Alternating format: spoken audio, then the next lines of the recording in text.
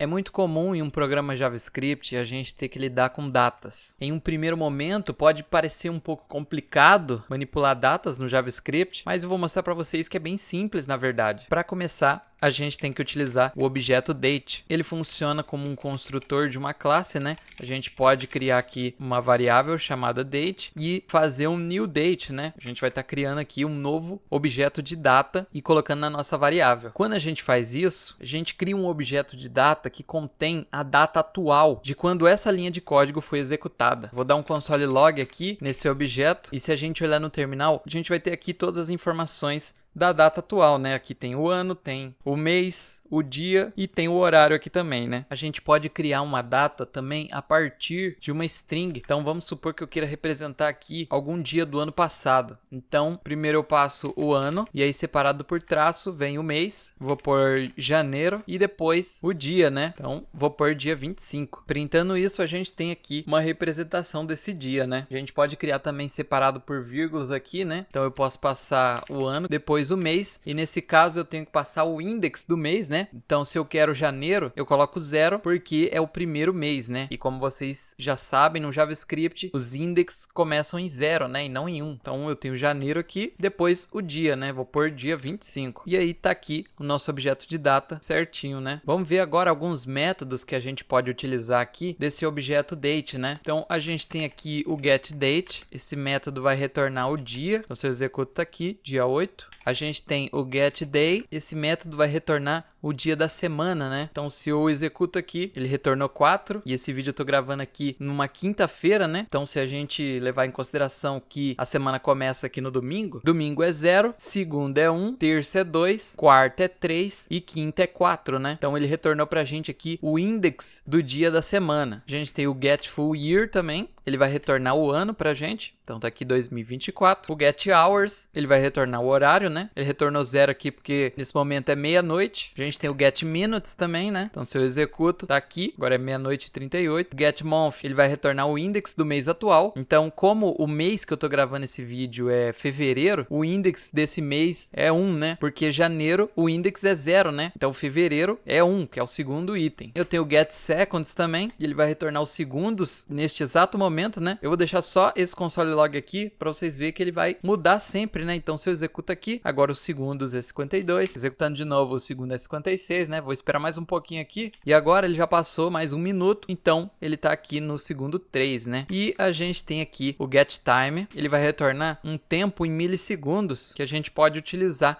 para construir um objeto de data novamente, né? Então eu vou copiar e vou criar um outro aqui em cima, né? Então eu criei essa variável chamada past, que significa passado, né? E eu vou passar esse tempo que a gente pegou aqui no terminal, né? E eu vou comparar as duas datas, né? Então eu peguei aqui a hora e o minuto da data atual, depois eu peguei a hora e o minuto da data passada, né? Então se eu executo isso, a gente vai notar aqui a diferença, né? Então agora o minuto é 41, mas um minuto atrás estava aqui a nossa data passada, né? A gente tem métodos também para modificar essa data, né? Então a gente tem aqui todos os métodos de set. Então assim como a gente tem os get, né, para obter essas informações da data, a gente tem os métodos de set para definir essas informações, né? Então imagine que eu tenho um programa onde eu posso definir uma tarefa, né, para ser realizada e eu coloque um prazo nela, né? Então eu quero que essa tarefa tenha um prazo de 5 horas a partir da data de criação dela. Então para isso eu poderia fazer um date set hours e aí eu pego aqui a quantidade de horas que essa data tem e eu faço aqui mais 5, né? Então dessa forma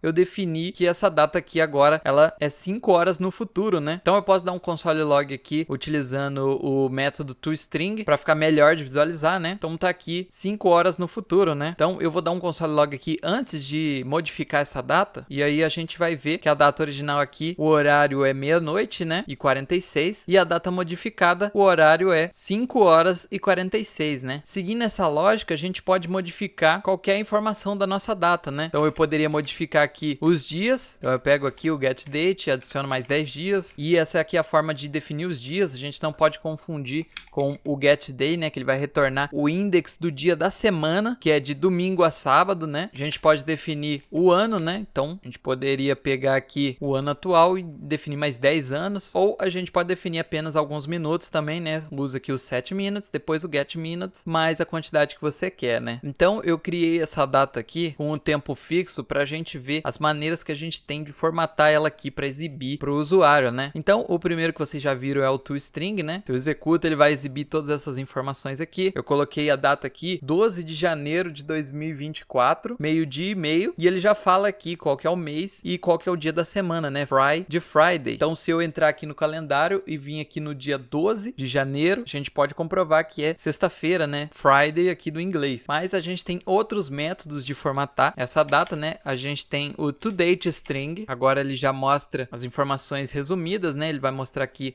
o dia da semana, o mês, o dia do mês e o ano, né? Vou até trocar esse dia do mês aqui para dia 25 para ficar melhor de visualizar, né? Então tá aqui, ó, dia 25. A gente tem o toLocaleDateString. Se eu executo isso aqui, ele já vai mostrar aquele formato que a gente conhece, né? Então a gente tem aqui o dia, o mês e o ano. A gente tem o toLocaleString também, e agora ele exibe o horário também. A gente tem o toUTCString, que é um outro padrão para a gente visualizar datas, né? Como ele diz aqui, ele retorna a data convertida para uma string usando o Universal Coordinated Time, né? O UTC. Então por isso que o horário tá diferente, né? A gente tem também o toIsoString, e o isoString ele também usa o UTC, né? E aí o horário também fica diferente aqui, mas esse é um formato que a gente utiliza para poder armazenar em algum lugar e pegar de novo para pôr aqui no construtor, né? Quando a gente quiser obter os dados de volta dessa data. E a gente tem o toTimeString, né? Que é mais um outro tipo aí de formatação, né? Que ele vai exibir a data pra gente. Então eu criei esse código aqui que ele vai rodar em loop, né? Esse intervalo, e ele vai exibir os segundos pra gente a todo momento. Eu posso executar esse código aqui e ele tá exibindo duplicado porque eu coloquei para ele executar essa função aqui a cada 500 milissegundos, né? E um segundo ele tem 1000 milissegundos, né? Então por isso ele tá exibindo os números duplicados. Mas quando ele chega aqui em 30, ele vai limpar o nosso intervalo e aí o nosso processo vai acabar, né? Ó, chegou em 30 aqui e terminou. Então como vocês puderam notar, esse intervalo aqui ele foi executando e a cada vez que ele executou, essa linha de código registrou aqui na nossa variável data as informações da data atual, né? Vocês puderam notar pelos segundos aqui, né? Então esse objeto de data aqui no JavaScript ele é muito dinâmico. A gente pode comparar facilmente se uma data já passou ou se ela não passou ainda, né? Então eu criei aqui 3 datas. A primeira é o passado, né? Então eu criei aqui em 2023, no mês de dezembro, né? E dia 25. Então essa data aqui é no Natal do ano passado. A gente tem o present, que é a data atual, e a gente tem uma data futura aqui, que é no dia 28/10 de 2025, né? O ano que vem. Eu vou executar só para vocês verem aqui no console as datas bonitinhas, né? Então, ó, como eu disse aqui, a gente tem o index do mês e não o mês de fato, né? Então, o index do mês 12 é 11, né? Porque vocês já entendem como é que funcionam os index aqui no JavaScript. Então aqui a gente tem dia 25/12 de 2023. Então a gente tem aqui o dia 8/2, né, que é hoje. E por último aqui, nossa data futura, que é o dia 28/10 de 2025. Então a gente pode facilmente saber se uma data já passou, comparando com outra,